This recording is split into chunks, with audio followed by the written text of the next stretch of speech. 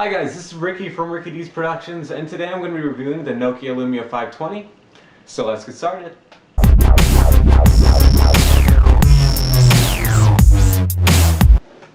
Alright, first things first, we're going to talk about the design of the phone.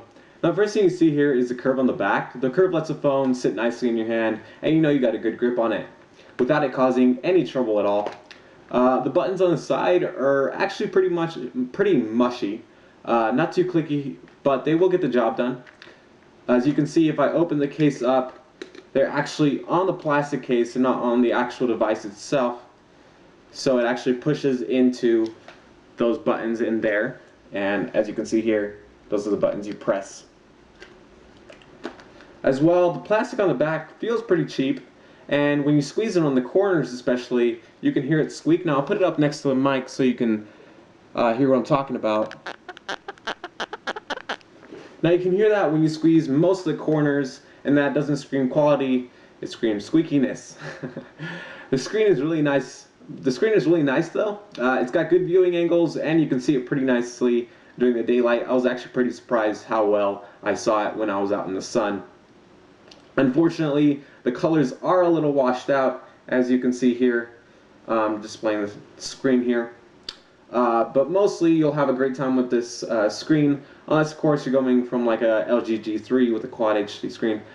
You're not going to be happy with this kind of screen. But overall the screen looks really nice. The build quality of the phone isn't great, but the way it feels in your hand is great, and you'll have fun holding it. So the price of this phone is what really stands out to most people, especially me. I got this phone through Cricket Wireless, and they gave it to me for $50. They also have a $50 mail-in rebate deal going on right now, so I basically am getting this phone for free.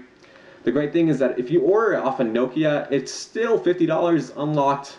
So if you're going to buy it from anywhere else other than Cricket, which is getting that basically for free, go to Nokia and they'll hook you up a $50 phone. That's a really great deal. If you go to Amazon though, they'll sell it to you unlocked for about $100. So I recommend going straight to Nokia since they have it for cheaper. So order it off Nokia and you can save yourself some money instead of going through Amazon.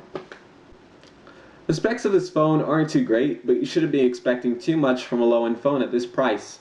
Let's start off with the screen. You're going to be getting a 4-inch IPS LCD screen. The resolution is 480 by 800, and that puts you at 235 ppi. The system chip inside is a Qualcomm Snapdragon S4 Plus dual-core processor clocked at 1000 MHz. It's backed up by an Adreno 305 graphics processor and half a gig of RAM. You have 8 gigs of internal storage, but you can expand that up to 64 gigs with an SD card. As well, your battery is a 1430 milliamp battery, which is pretty small, but I'll talk about that a little later. So the internals of this phone aren't exceptional, but for the price, they're pretty awesome. Alright guys, so the next item in hand is the software. So this phone is running Windows 8, which isn't the newest version, but it isn't outdated by a lot. It's just 0.1 behind. So with the Windows 8, you get a really nice Metro look here on your start screen. You get live tiles as well.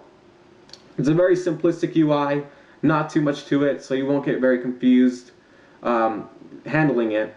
So as I mentioned before, you actually have live tiles on your screen, which shows you information about what your apps are about. So here I got a weather channel one showing me the current weather here in my location.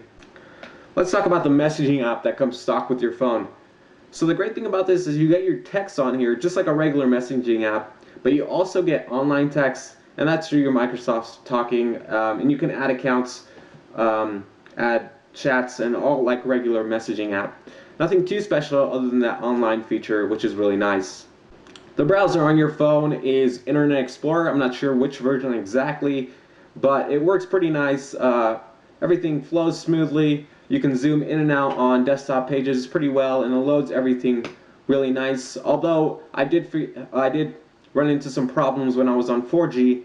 It loaded really slowly, and sometimes it didn't even load at all. But that was only on certain occasions, not all the time, so I didn't have that much of a problem with it. But sometimes it can be really slow. On the music side of things, you get Mixed Radio, and you also get Xbox Music. These two apps are really nice. Especially Mixed Radio, because you get playlists, tons of playlists that you can stream and download to your device for free. Xbox Music is just like on your Xbox, and you can also play your offline music through either app as well. They are also synced with any other music apps you have, so if you click here, as you can see here, I'll show you here, that it actually shows you what we were last playing, whether you want a third-party app or on this app. So actually, I was playing on this app last, but if you're playing something, let's say on Pandora, it'll show up there that you were last playing that on Pandora, and it'll even show up in your history, which you can see here. Now, one thing that's important when you're coming to a phone is the App Store. With this one, you're getting the Microsoft App Store, which is not going to be as great as the Apple App Store or the Google Play Store. Fortunately, though, you're going to have all those big apps that you're going to want, like social media, Facebook, Instagram, Twitter, any big apps. I got Pandora on here, and a couple of games that you can download on there too, and you can search through things as well. One thing though that sucks is that you're not going to be getting any Google apps such as YouTube, Hangouts, or Google Plus. So you're going to have to go to the websites for that, and for Hangouts, you're just going to be out of luck. Fortunately though, if you're one person that likes to use Drive, you're not going to have it on here, but you're going to have OneDrive that you're going to be able to install. So if you are a Microsoft user and like to use OneNote, OneDrive, stuff like that, you're going to have a great time using this phone because it'll all be synced with that already. For customization, you get a lot of options actually. You can decide what theme you want, so which color you want for all your tiles. I decided to go with this kind of gray color, as you can see. There's a bunch of colors, blue, green, whichever one you really want. And as well, you can also decide what you want the background to be, so it can either be black or white, which is really nice that you can customize that, because some people will want a lighter screen, while some will want a darker screen, and you can decide between day and night which one you want, especially if you're night owl and you like to have a darker screen when you're looking at it when you're completely in the dark. One complaint I do have is the settings menu. It is very crowded, and as you can see here, I'll show you, everything is just in one menu. It's very hard to find things. Like, I go looking for brightness and it takes me a while to look through every single one, since everything does look the same, and there's only the system, and then there's another side over here that says applications, and that is it. So it's really crowded in there. It's not really nice to find everything because everything is just in one place. It takes you a while to look through that. That is one complaint I do have about this. On the gaming side of things, you're going to be able to play any type of game you want. I even have Asphalt 8 on here, which is a really graphic intensive game. I also have Temple Run 2 that runs perfectly on here. Unfortunately, with Asphalt 8, I did have a couple crashes happen and a little bit of lag, which is kind of reasonable since you're getting the specs on this phone aren't too great. But you'll be able to play it, and it's actually really fun to play on here.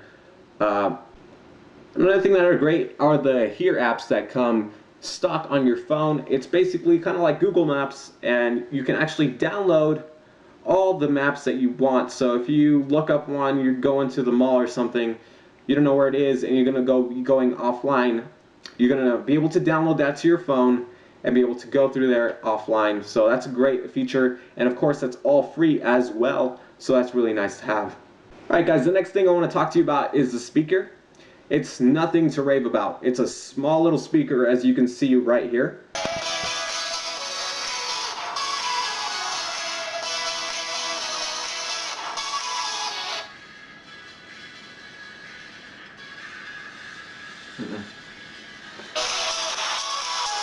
So watch your fingers as well. If you like to, it's not a loud speaker, so you're going to want to put it higher, but the higher you do get, you're going to hear a lot of distortion. The volume goes up to 30, and after 27, you're going to start hearing some distortion in your music and all the playback as well.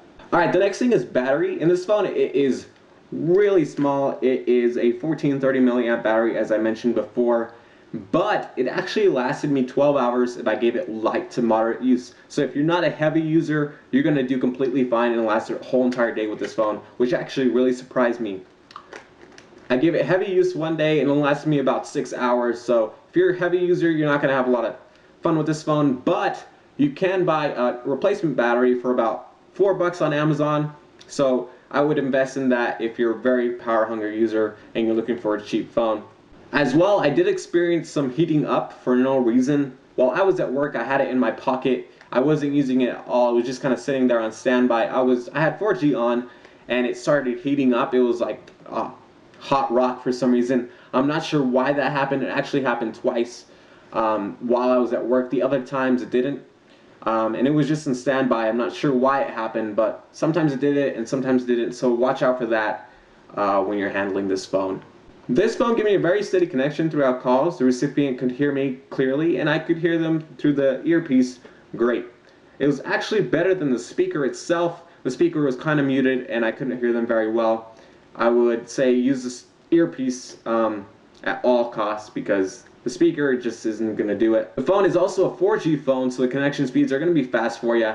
They kept up while I was browsing social media, websites, and downloading a couple apps. I did have some experience where it didn't want to load at one point, but I'm pretty sure I just had a pretty bad connection where I was.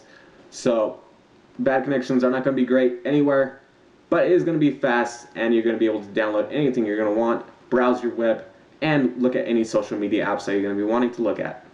Alright, so in conclusion, guys, this phone is low end. From specs to camera, you can tell that is a low end. The quality of the feel is low end. But it's a $50 phone, and it's going to last you all that entire day if you're a low to medium user. I give this phone an 8 out of 10, just because the price, you can't beat it for this type of quality. It's not high quality for at all, but it's really great. It's going to run smoothly. The OS, Windows looks great and runs smoothly throughout everything. You're not going to have any lag, and the battery is going to last you all day, as I said, if you're a low to moderate to medium user. So if you're looking to get a phone just to browse the web a little bit, a couple of social media apps, if you're looking to just call and text as well, this is going to be a perfect phone for you if you're looking for a low-end phone. If you're looking to be a power-hungry user that's going to have like the best apps on here, this isn't the phone for you, unfortunately. You're going to want to bump it up a little bit and take your price up a little higher. Alright guys, this is Ricky from Rickydees Productions, and I just finished the review of the Nokia Lumia 520. Leave a comment in the comments section. Tell me what rating you give it. I want to know what you guys think. As well, give it a like if you liked it, and subscribe to see more. I'll catch you guys later.